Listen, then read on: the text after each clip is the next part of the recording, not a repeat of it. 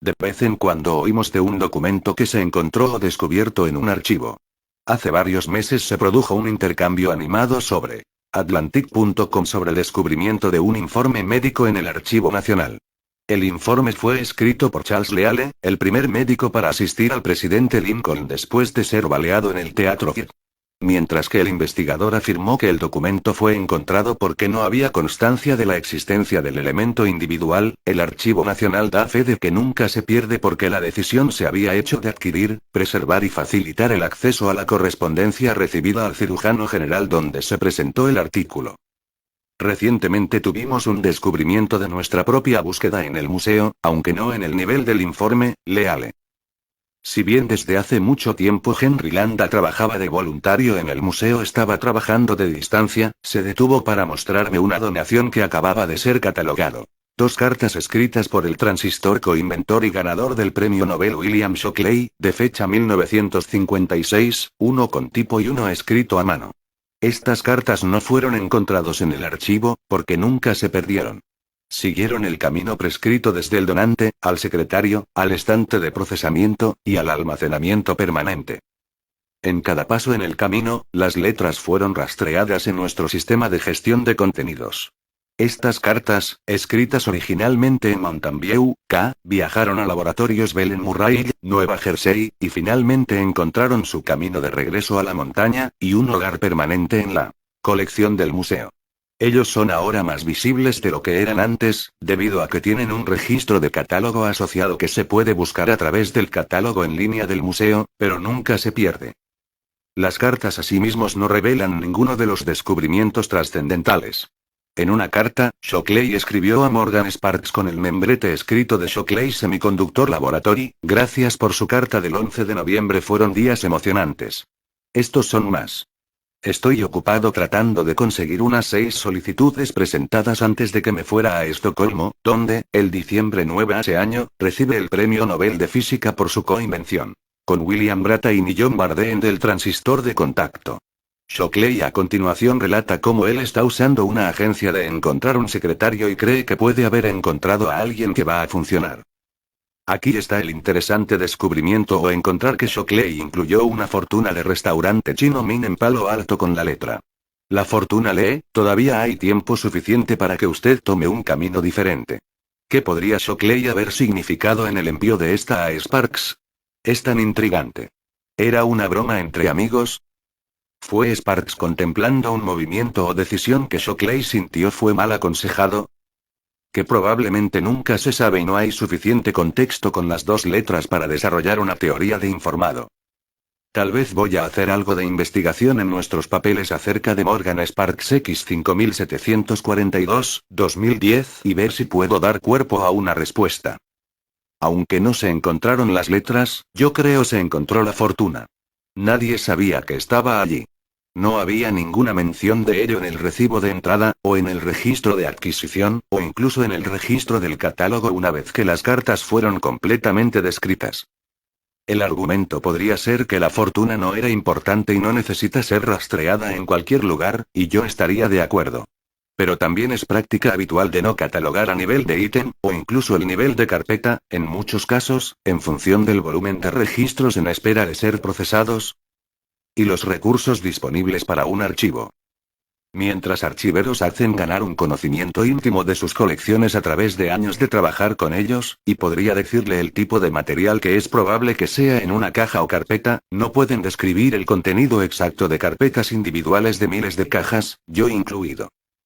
El punto es, para el investigador dedicado, vale la pena visitar un archivo en persona y ver qué otra cosa podría estar en una carpeta. Si nos fijamos, usted también puede encontrar una fortuna interesante, o un informe de Leale. Y sí, Ming todavía está en Palo Alto. A pesar de que se ha movido de su ubicación original de 4100 El Camino Real, frente a la Universidad de Stanford, al embarcadero del camino. Nota de vena: si usted quiere descubrir algo en un archivo, no es un descubrimiento en realidad, sí, es un descubrimiento, si encuentras algo en un archivo que nadie sabía que aquel archivo estuvo allí.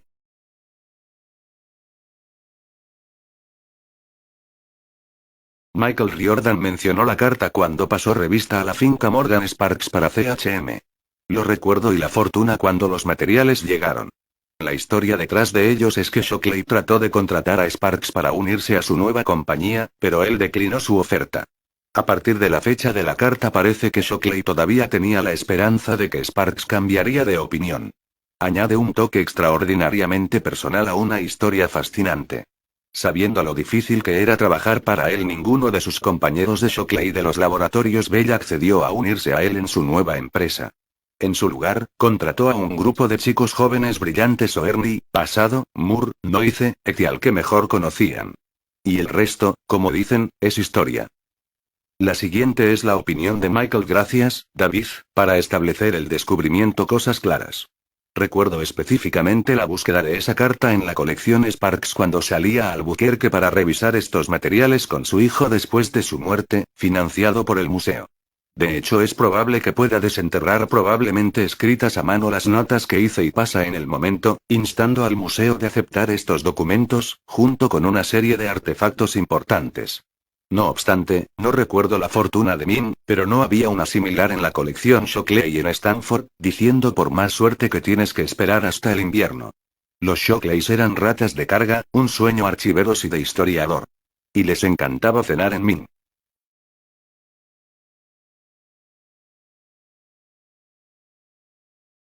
La toma de genio. Naturaleza y la crianza se turnaron en la formación de dos tiempos. Nobel ganador John Bardeen. Es el único en 2 ocasiones el Premio Nobel de Física, pero poca gente sabe de John Bardeen.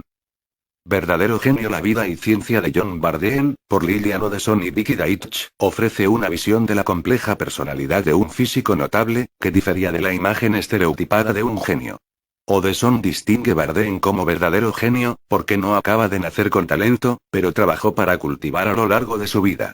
Odesson se basa en una amplia experiencia y conocimiento de la historia del campo como historiador de física en la Universidad de Illinois. Ella también ha archivado los registros históricos del Fermilab desde 1977. Una pregunta ha plagado a Odesson mientras ella investigó el libro ¿Por qué fue un genio como John Bardeen tan poco conocido?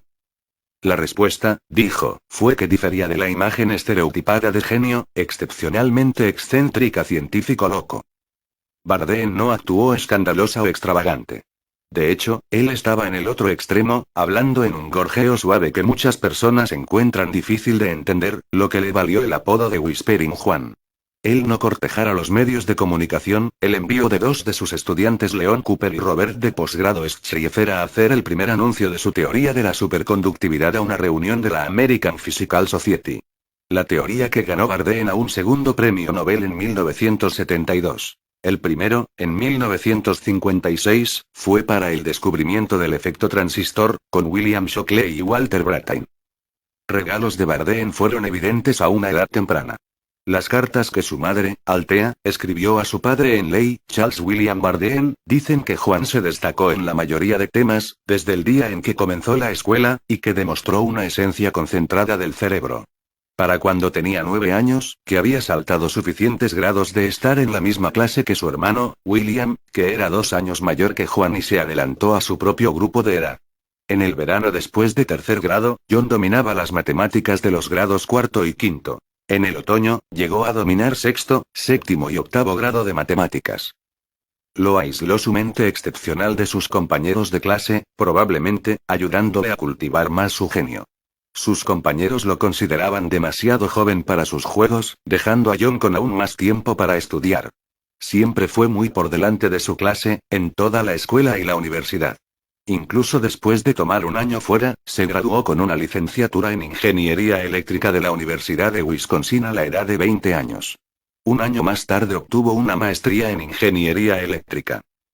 Influencias familiares tempranas moldean la perspectiva de Bardeen. Su madre enseñó a sus hijos a definir sus propios problemas y buscar respuestas creativas, una herramienta que Juan usó en años posteriores. Su abuelo paterno, Charles William, ha destacado que la mayor oportunidad fue para servir. Bardeen buscó a problemas de física, como el transistor, que creía que beneficiaría directamente a la sociedad. Pocos avances tecnológicos han transformado tanto la sociedad. Los métodos de trabajo de Bardeen jugaron un papel igual en ganar el premio Nobel en dos ampliamente variables diferentes campos: la invención basada en la ingeniería del transistor, y la explicación basada en la física de la superconductividad.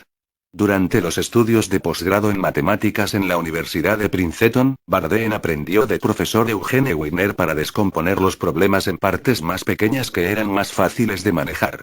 Wigner enseñó a Bardeen reducir el problema a lo esencial, de manera que contenga solo la física tanto como es necesario, Odeson nos dice. Bardeen, se desarrolló, fue aún más persistente que sus mentores en la lucha contra los problemas. Él, intimidado a través de las dificultades, buscar alternativas si un método falló, hasta que encontró la respuesta. Él también tenía un conocimiento enciclopédico de la física, que sus colegas encontraron un valor incalculable como recurso. Bardeen pasó horas de trabajo y la lectura en la biblioteca, pero prefiere no trabajar de forma aislada. Disfrutaba trabajando en colaboración, aprovechando la experiencia y el conocimiento de los demás. Hijo de Bill Bardeen, un teórico del Fermilab, dijo que aprendió mucho sobre los métodos de trabajo de su padre y de su temprana vida del libro de Odeson. Sabía que el transistor era importante, pero no la forma en que sucedió, dijo Bill Bardeen. Yo estaba tan solo 8 años de edad en el momento y mi padre hablé muy poco en casa. Sabíamos que estaba allí si lo necesitábamos, pero nunca obligados nada de nosotros. Juan tuvo una fuerte presencia como padre, aunque fuera una presencia tranquila, de acuerdo tanto con Bill y el libro. Cuando Bill lanzó en la liga pequeña, John lo entrenó. John influenciado vida de sus hijos y la elección de carrera mediante la celebración de la física como una vocación. Bill siempre quería estudiar física, aunque dijo que su padre hubiera preferido que él se convierta en un experimentalista en lugar de un teórico. El libro de Odeson, incluso con sus muchos puntos de vista, no se ha ocupado de todos los aspectos de la compleja personalidad de John Bardeen. Hubo más para él que lo que está en el libro, dijo Bill. Este libro es un gran comienzo, pero habrá más biografías. Ambos autores, Odeson y Deitch, coinciden. En el prefacio del libro, escriben, somos dolorosamente conscientes de que este libro solo araña la superficie de la materia. Odeson: dicho libro habría beneficiado si hubiera comenzado mientras Bardeen estaba vivo, y tuvo la oportunidad de hacerle preguntas acerca de sus pensamientos sobre su vida y la ciencia. Odeson dice la mayor parte de su investigación se llevó a cabo a través de entrevistas con la familia de Bardeen, amigos y colegas, y por medio de cartas familiares. Las letras están en el sótano de la casa de Bill y su esposa Marge, quien es el jefe de la oficina de educación en el Fermilab. Pero Odeson sabe que John Bardeen habría cogido ella para escribir su biografía. En el curso de su investigación se topó con alguna correspondencia entre Bardeen y un señor Jefferson Bushman, quien le preguntó si podía escribir una biografía. Bardeen respondió que si alguien fuera a escribir su biografía, sería Lillian Odeson.